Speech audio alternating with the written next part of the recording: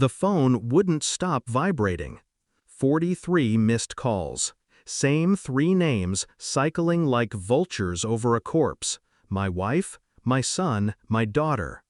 It had been 3 days since the dinner. 3 days since the clinking glasses, the fake laughter, the soft hand squeezes that felt like rehearsed sympathy. 3 days since I signed everything away with a borrowed pen. They must have thought I'd be crushed. They must have thought I'd beg. Instead, I cleared my office that night, took nothing but a locked briefcase and an old overcoat. No goodbyes, no forwarding address. I'd been waiting for this moment for years, though not for the reason they believed. The calls kept coming.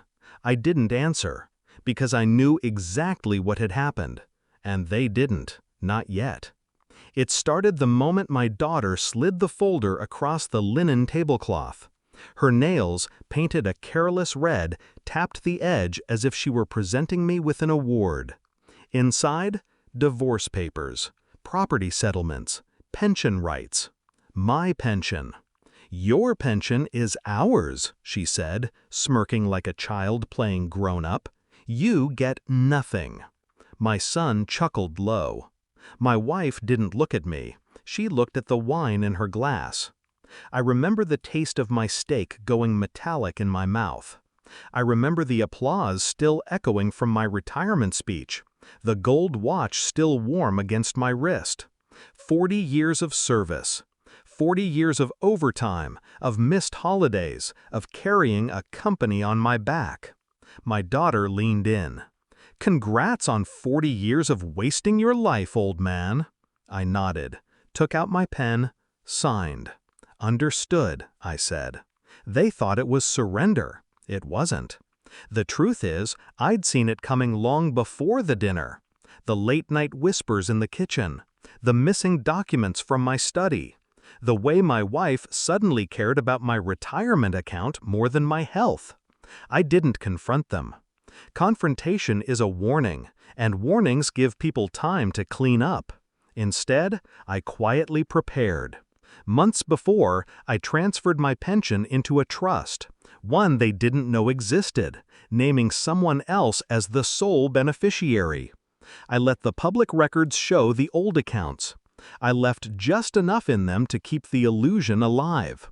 I sold assets under other names, redirected funds, watched their confidence grow. I even left a breadcrumb trail, emails, conversations, staged frustrations that made them believe I was too tired, too naive, too trusting to notice what they were doing.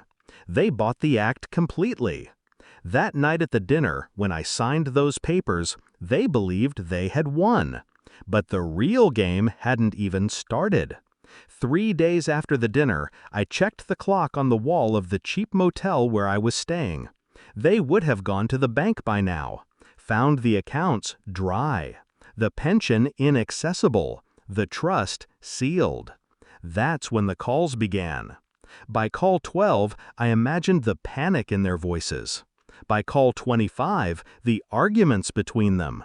By call 30, the moment they realized the one man they thought was weak had gutted their plan without lifting his voice. I answered on the 44th ring. "Where are you?" My wife's voice cracked, sharp with something between rage and fear. "You took everything," I said flatly, "except what mattered." "What does that mean?" "It means you planned too late. I planned years ago." Silence. Then my daughter's voice in the background. "Dad, just—" I hung up. That evening, I sent them an envelope. No return address. Inside, a single page. It was the trust statement, listing the beneficiary, not them, and a photograph. Me standing with a young boy in front of a small brick school. The boy's hand in mine, his eyes bright. Not my son. Not my daughter. Someone else's future. Someone worth the 40 years. I knew the moment they saw it, the betrayal would cut deeper than any financial loss. Because it wasn't just that they got nothing, it was that someone else would live the life they tried to steal. No yelling, no lawsuits, just the clean, precise removal of everything they'd plotted for. And the knowledge that I'd been smiling in their faces while dismantling their plans piece by piece. The calls have stopped now. Maybe they've realized there's nothing left to say.